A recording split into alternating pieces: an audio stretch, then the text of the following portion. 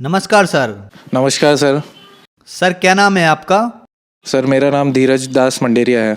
मैं उज्जैन जिले मध्य प्रदेश का रहने वाला हूँ। सर संत रामपाल जी महाराज से नाम दीक्षा आपने कब ली? सर मैंने संत रामपाल जी महाराज से नामोपदेश मार्च 2013 में लिया था। सर संत रामपाल जी महाराज से नाम दीक्षा लेने से पहले क्या आप कोई भक्ति साधना भी करते थे?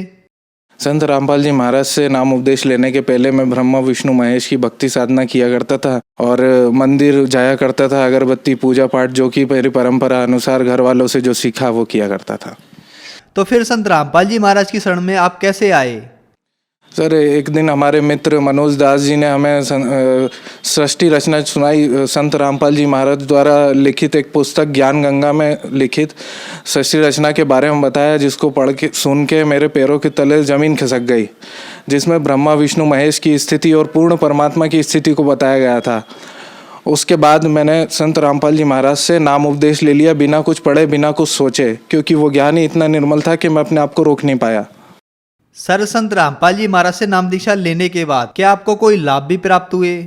बिल्कुल सर, इतने लाभ मिले कि मैं बता नहीं सकता, गिनती नहीं लगा सकता। इतने लाभ मुझे दिन प्रतिदिन मिलते हैं। उनमें से कुछ ऐसे बड़े लाभ हैं जो मैं आपको इस वक्त बताना चाहूँगा कि जब मैं संत रामपाल जी महाराज से नाम उपदेशी नहीं था, उसके पहले मैं बहुत तरह के व्यसन करता था। सिगरेट, तंबाकू, बीड़ी, सिगरेट, गांजा और अफीम, इस प्रकार के व्यसनों में लिप्त था, जिससे मेरा स्वास्थ्य तो खराब था ही, लेकिन मैं उनकी तरफ ध्यान नहीं देता था, क्योंकि नशे में मुझे वो नशे की लत ही इतनी बुरी थी कि मैं अपने स्वास्थ्य की तरफ ध्यान ही नहीं दे पाता था। और मैं कोशिश करता था कि मैं छोड़ूं भी, तो मैंने लाखों प्रयत्न करने के बाद मैं नशा नहीं छोड़ पाया।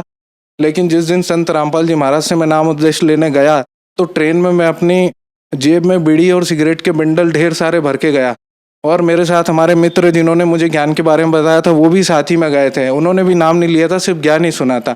हम दोनों ट्रेन में जाके जब जिंद पहुंचे, जिंद में हमने वहाँ पे भी व्यसन करे। आखिरी स्टेशन पे मांग के पिए वहाँ पे सिगरेट हमने लोगों से, और फिर जब आश्रम की गाड़ी में बैठे तो जिंद के पहले बरवाला स्टेशन पे हमको 50 किलोमीटर दूर आश्रम की गाड़ी निःशुल्क लेके गई।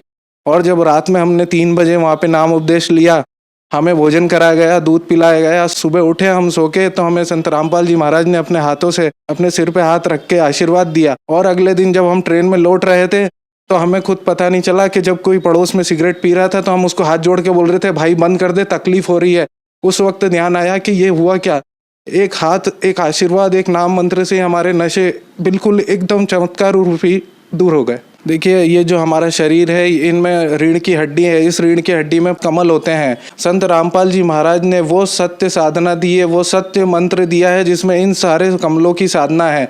अगर इन कमलों को स्वस्थ, उस मंत्र की जाप करने से इन कमलों की सही स्थिति, स्वास्थ्य बनता है, उससे ही हमारे शरीर के विकार दूर होते हैं। वो मंत्र साधना लेते ही मेरी वो मन से विकार दूर हो गया और मैं नशे से मुक्त हो गया। नशा करने के कारण मेरे मुंह से लेके पेट तक छाले हुआ करते थे, जिसके चलते मैं अब डॉक्टर को दिखाने गया उज्जैन के गवर्नमेंट जिला हॉस्पिटल में।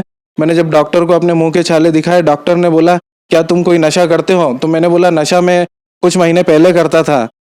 मैंने उन्हें नहीं बताया कि मैंने नशा क्यों छोड़ा, कैसे छोड़ा, लेकिन मैंने बोला कि मैं कुछ समय पहले नशा किया करता था। बोले, अच्छा किया तुमने छोड़ दिया, नहीं तो तुम्हें कैंसर के लक्षण है। तो मेरी आत्मा बिल्कुल एकदम थरथरा गई कि ये क्या बोल रहे हैं। अगर मैं 1-1.5 महीने पहले नशा नहीं छोड़ता तो शायद मैं आज कैंसर से पीड़ित हो चुका होता। वो संत रामपाल जी महाराज ने मुझे कैंसर की जैसी घोर कष्टदायक बीमारी से बचा लिया और मुझे जीवन दान दिया। एक लाभ और, जो मेरी पत्नी है, वो अक्सर बीमार रहा करती थी। हर दूसरे तीसरे दिन, हर 15 दिनों में बुखार, और पूरे साल भर टाइफाइड जैसी बीमारी उन्हें बने रहा करती थी। संत रामपाल जी महाराज से नाम उपदेश लेते ही उनको ये लाभ मिला कि उनको ऐसी बीमारी से बिल्कुल मुक्त हो गई। वो पूरे साल में उनको कभी दवाई लेने की आवश्यकता नहीं पड़ती। अब जब मैंने संत रामपाल जी महाराज से नाम उपदेश लिया था, मेरे घर वाले विरोधी हो गए थे, मैं घर से दूर था, और मेरा विवाह हुआ। हमारे संत रामपाल जी महाराज जी की आज्ञा से हमने विवाह किया। और हमारी जो पत्नी है, उसके डिलीवरी के समय मेरी आर्थिक स्थिति इतनी ख़राब थी कि मेरे पास नौकरी भी नहीं थी, किराए के मकान का किराया भरने का पैसा नहीं था, खाने के लिए भोजन की व्यवस्था करने के लिए पैसे नहीं थे। मेरे घर वालों से जब मैं मदद मांगता था, तो मदद के तौर पे सिर्फ मेरी पत्नी को दवाइयाँ दिला दिया करते थे। मैं उन दवाइयों को बेच के आटा ले आया करता था। लेकिन मेरी पत्नी पूरे पूरे महीनों खाना भी ठीक से नहीं मिला, दवाइयाँ भी नहीं मिली, फिर भी परमात्मा की, हमारे सदगुरुदेव की दया से डिलीवरी जो हुई एकदम स्वस्थ बच्चा हुआ, उसको कोई भी समस्या नहीं हुई। और संत रामपाल जी महाराज की कृपा से मैं उस समय एक पैसा कमाने के लायक मेरी स्थिति नहीं थी। आज जिस जगह पे मैं 6,500 रुपये की नौकरी करता था, आज उसी जगह पे परमात्मा की दया से, संत रामपाल जी महाराज की दया से आज मैं वहाँ 25,000 रुपये तनख्वाह लेता हूँ। संत रामपाल जी महाराज ने मेरे आर्थिक स्थिति भी ठीक करी, मेरी बुद्धि भी ठीक करी और मेरा सम्मान भी लौटाया। सर, संत रामपाल जी महाराज से नाम दीक्षा लेने के बाद आपको बहुत सारे लाभ प्राप्त हुए, तो जो समाज आज आपको देख रहा है, आप उन्हें क्या संदेश देना चाहेंगे?